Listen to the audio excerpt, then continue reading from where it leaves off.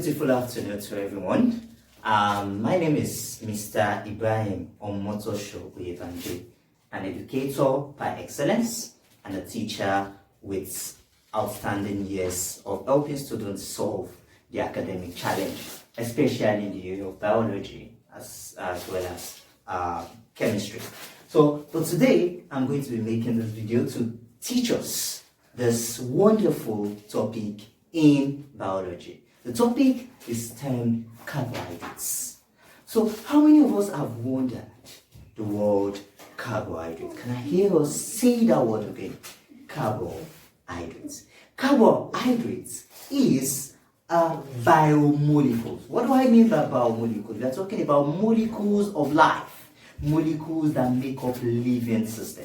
So carbohydrates is an important biomolecule that has the following elements. So carbohydrate is made up of three important elements. Carbon, carbohydrates, three carbohydrates.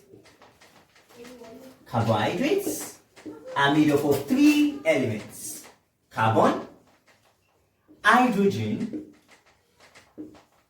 and oxygen. Carbohydrates are made up of three elements: carbon, hydrogen, and oxygen. So the term carbohydrates are a set of biomolecules that consist of carbon, hydrogen, and oxygen, with the hydrogen and oxygen in the ratio 2:1. So that is the reason why we use the word hydrates, meaning water. So carbohydrate consists of carbon and hydrates, and elements of water. So this is one of the reasons why the energy being released by carbohydrates is smaller compared to those of fat. Although I describe carbohydrates as energetic molecules, because most people believe that carbohydrates are energy-giving food. But the misconception is that virtually all classes of food tend to give us energy, including proteins as well as fats. So we need to understand that all molecules, all foods that we eat are energy-producing food. But the only difference is that the amount of energy that is being produced is different. So carbohydrate happens to be the primary source of energy. Take note of that word. Primary source of energy. That means the reason why we describe carbohydrates as energy-giving food is because their energy are readily available. The energy that is supplied by carbohydrate is readily available in form of an entity known as glucose. So the primary source of energy for the survival of body system is what we refer to as carbohydrate. So now, after describing carbohydrates, we need to look at the classifications of carbohydrates. Classification of carbohydrates. Classification of carbohydrates. Carbohydrates can be classified on the basis of the number of sugar moieties into three. Number one, we have monosaccharides, which are made up of one sugar unit. Monosaccharides, which are made up of one sugar moiety. We have disaccharides, which are made up of disaccharides, which are made up of two sugar units. And of course, we have polysaccharides. Please take note that some textbooks might describe oligosaccharide as a type of carbohydrate. So it is important, but the term oligo and poly can be differentiated in this way. Oligo is made up of 3 to 10 sugar units, while polysaccharides are made up of more than 10 sugar units. So common examples of your monosaccharides, e.g., you have your glucose, you have your fructose. So you might have heard about glucose, D-glucose, but you are tired and you need energy, you need glucose. So they say your glucose level has dropped. Glucose, fructose, and of course, your galactose.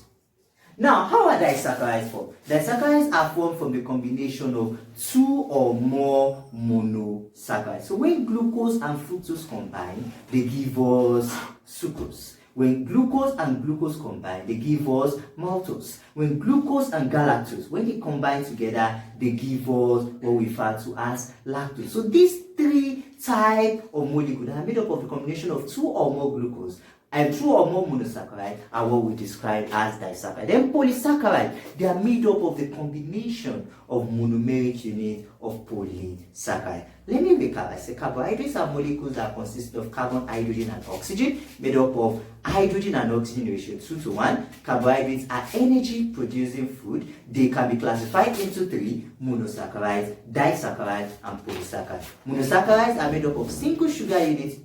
Disaccharides are made up of two or more sugar units. Polysaccharides are made up of many sugar units, including your starch and of course your cellulose. I hope you enjoyed that short video, and I hope you have understood clearly the concept of carbohydrate as the energy given food. So if you want to improve your primary source of energy, have a wonderful. So you're welcome back to a continuation of our online videos. In our previous lectures, I have described biomolecules and I've classified them into various groups. And to recall, that I told you that biomolecules can be classified into five rather. We have the carbohydrates, we have the proteins, we have the lipids, we have the vitamins, and of course we have the nucleic acid. And one of those biomolecules that we started with earlier in our previous video was the carbohydrates. So we are going to look at the classification of carbohydrates on the basis of the number of sugar entities that are found in the carbohydrates. And on the basis of the number of sugar entities present in the carbohydrates, we will classify carbohydrates into three. Number one, we have the monosaccharides. Of course, we have the disaccharides. And we have the polysaccharides.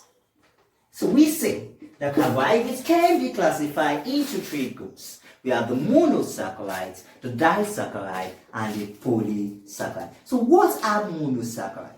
Monosaccharides are made up of two components: the monomeric part and the saccharon part. Mono meaning one, and saccharide meaning sugar. So monosaccharides are carbohydrates with one sugar moiety. And examples of this class of carbohydrates are your glucose, fructose, and of course galactose. So when you think of monosaccharides, you think of three main molecules: glucose, fructose, and galactose. Can I hear you repeat that? Glucose, fructose, and galactose. So once you remember glucose, fructose, and galactose, you remember your monosaccharides. Now, what are disaccharides? Disaccharides are special because they are formed from condensation reaction. Disaccharides are formed from the condensation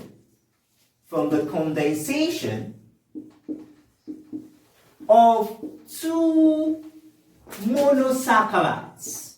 They are formed from the condensation of two monosaccharides. What do I mean by condensation of two monosaccharides? What I mean is that two monosaccharides are coming together with the elimination of water molecule. For chemists, they understand that condensation is an addition elimination reaction. So what am I trying to say? Join me. So if I have glucose plus another glucose, what does this give me? It gives me a disaccharide referred to as maltose. What is happening in this process? There's going to be the elimination of water molecule. What is the general formula for glucose? Glucose is represented by C6H12O6. Another glucose is represented by C6H12O6. When we combine these together, what do we have? 6 carbon plus 6 carbon. What does that give us? 12 carbon. 12 hydrogen plus 12 hydrogen. What does that give us? It gives us 24 hydrogen. But remember, we are removing water. That means we are removing 2 hydrogen from there. 24 minus 2 gives us 22.